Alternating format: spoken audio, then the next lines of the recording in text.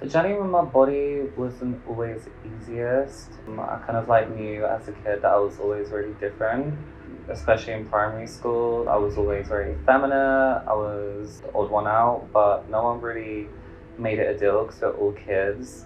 So like when I went on to secondary school, it was a lot more different. Like people were a lot more harsh. So I was immediately bullied and made to feel terrible about my body, the way that I looked, which got me like overthinking. And later on, I kind of like hated my size and I always wanted to remain petite. So then I developed bulimia, which wasn't any easier than starting my transition. So it's consistently been hard. I feel like I haven't really had a break up until recently.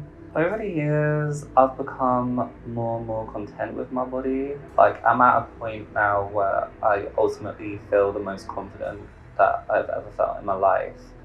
And over the years, it was just kind of like all about accepting my current, level of my transition. It was living in the present and stop trying to overthink the future, because I'm here now and I've gone through my surgery and it's amazing, but I wish I would have taken more time to focus on self-love and practice that back early in my transition.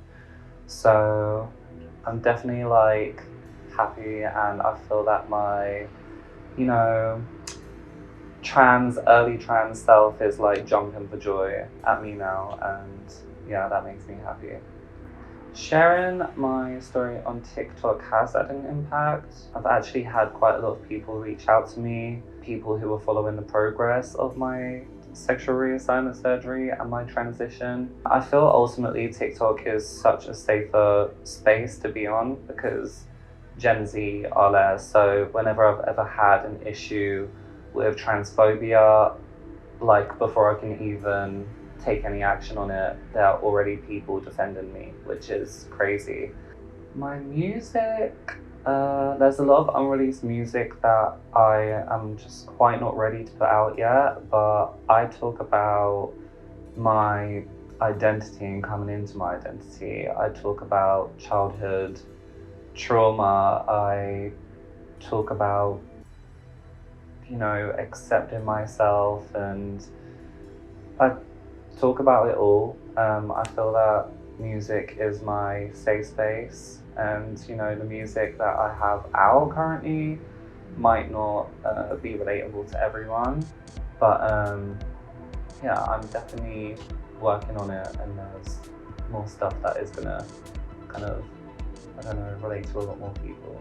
My advice to those who have negative feelings towards their body, it honestly sounds so patronizing, and I never wanted to hear it, but all I was ever given was, it's gonna take time, it's gonna take patience, and I followed that, and a lot of the times I feel like it was getting me nowhere.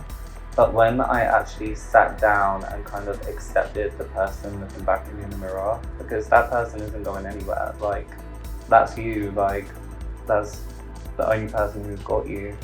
Once you accept that, it's just gonna get better. You're gonna continue to flourish. And again, affirmations, I cannot express how important affirmations are, and you're gonna get that.